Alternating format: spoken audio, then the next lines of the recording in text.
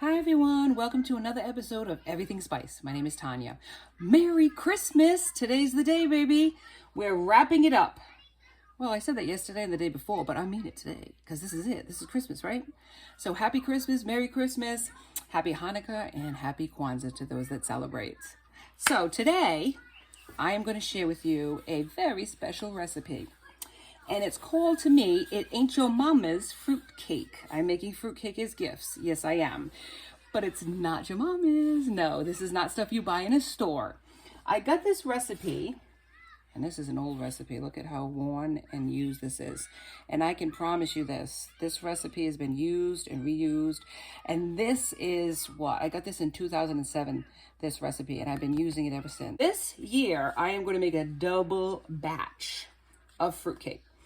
Like I said, it's not your mom's. It ain't even the stores. This is completely different. So I have here all the ingredients set up. Now in advance, I know this is a hot mess. It's going to look like a hot mess to you, but I did it yesterday. It is a hot mess. Okay, it does look like a hot mess. This is raisins that you have to plump up.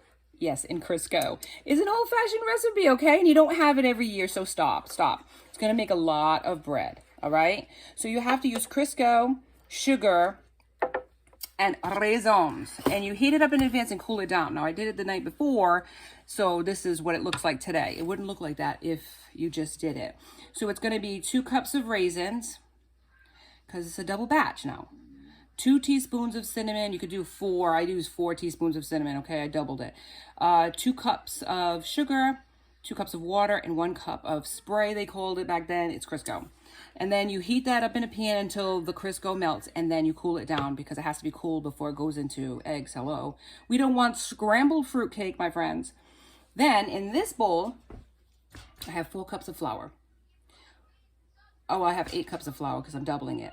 2 teaspoons of baking powder, 2 teaspoons of baking soda. I have 1 teaspoon of salt, and that's it. And I have 2 bottles, I'm only showing you one, of maraschino cherries. That's all we put in. No candied fruit. I don't like fruit cake like that, my friends. We use the whole bottle. This is 2 bottles because I'm doubling the recipe, but the regular recipe is 1 bottle of maraschino cherries. And this is it, right? What you do, cut them up. You cut them up and they look like that, okay? I'm going to mix this in, and then 4 eggs. And the reason I'm using 4 is because I'm doubling the recipe. It's usually 2. And then 2 cups of nuts. Walnuts I'm using. You could use pecans, I suppose, but I always use walnuts. All right, let me mix it. Get it all together. And I used I used 4 cups of flour all together. No, 8 cups of flour all together. But 2 of the cups were actually of whole wheat. White whole wheat.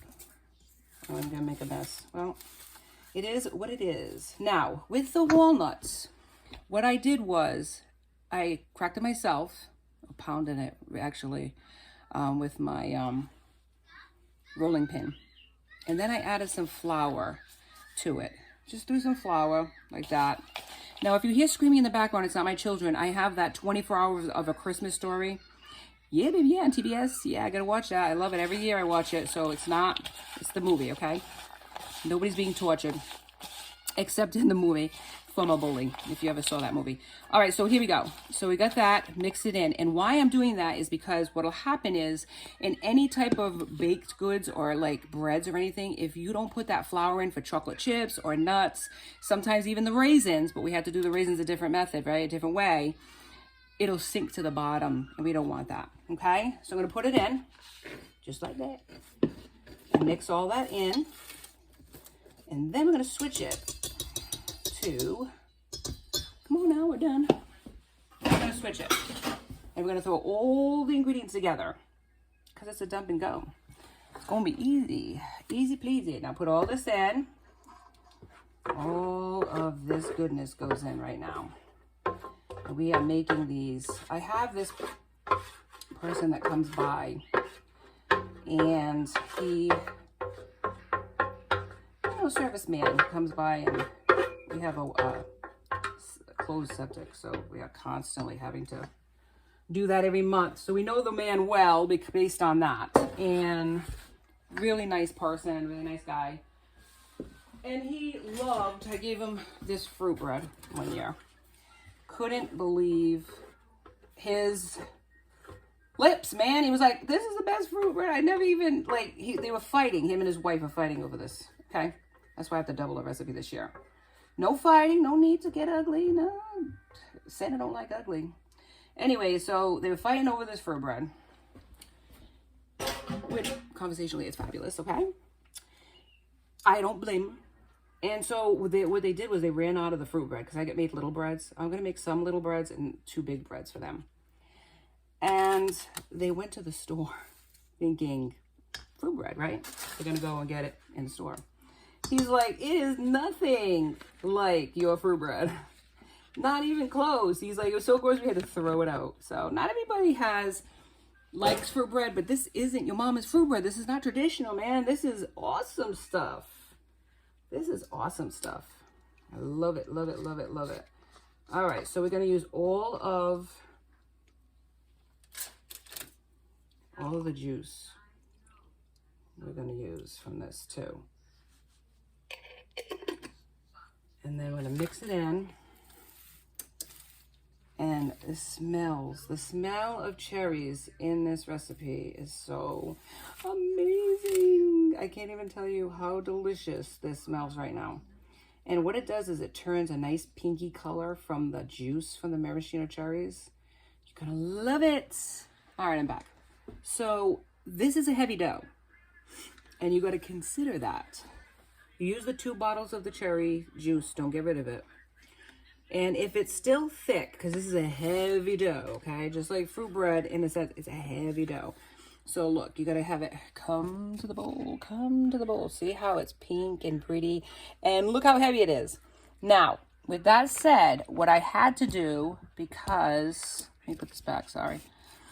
What I had to do with it is I had to add some pineapple juice to it just to get it a little bit more, you know, a little bit more thinner.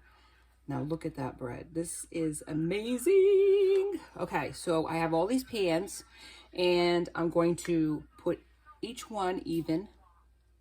Okay, I might have to add more pans as I go along because there's a lot of dough here that I doubled the batch. When you do it the first time, you're just gonna have the regular recipe for it. But if you double it like I do, you're gonna need a lot of pans for this. And fill it to a certain point. I'm not gonna bore you with it. I'm just gonna do it and then I'll show you in the end how I prepare this to go into the oven. 350 degrees, okay? Preheated. So preheat your oven now. If you're following me along, let's get these breads started. See you on the other side. So they're finished. Come to the pans. Look how pretty they are. Now I filled them evenly and look how many it made. So many. This is a heavy dough. What I decided to do was elevate the game and put a little streusel topping. I put like some brown sugar together in a bowl with some sugar. This is a method, not the science of this. This is making a crumble. You can look it up on Pinterest. You can look it up on Google.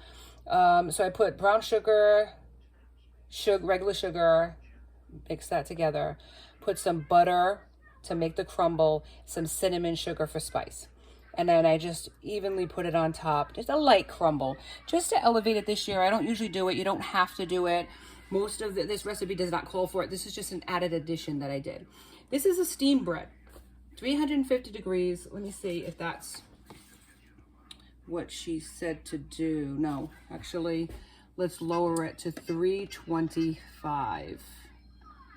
Let's do 325. We're gonna lower it from 350 to 325. So it's 325 for 1.5 hours. Now this is a lot of bread.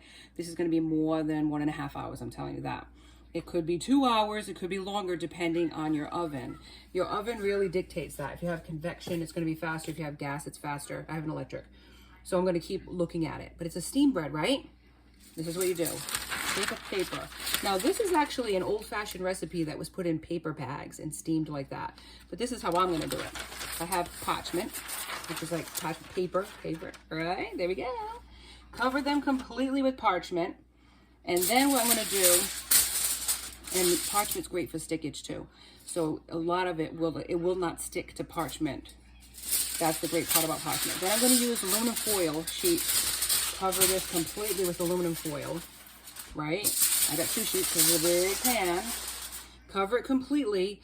1.5 hours, we'll go by the recipe for that. 1.5 hours, what you could do after the 1 hour mark, you check them. Turn the pans for even browning, okay?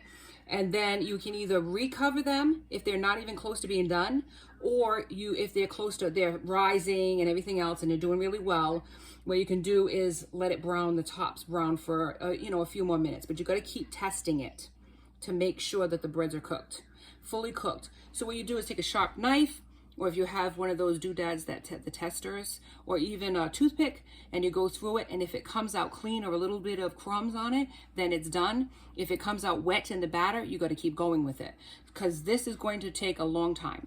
It takes a long time to rise because it's a very heavy dough. But I'll come back at the end and show you what these beauties look like. Today on Everything Spice, Christmas Day, we are making Not Your Mom's fruit bread. Stick with me, friends. Welcome back. Now here they are.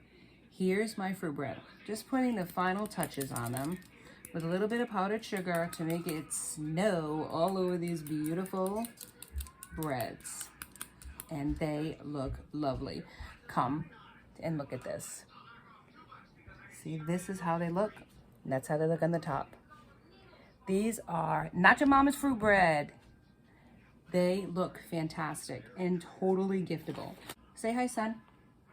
Say hi. Say Merry Christmas. Merry Christmas. Excellent. Now, these are totally giftable. Here is yours. And if you enjoyed this episode as much as I enjoyed making it for you, please like, subscribe, and join me next time for Everything Spice. Merry Christmas, everyone. Be safe.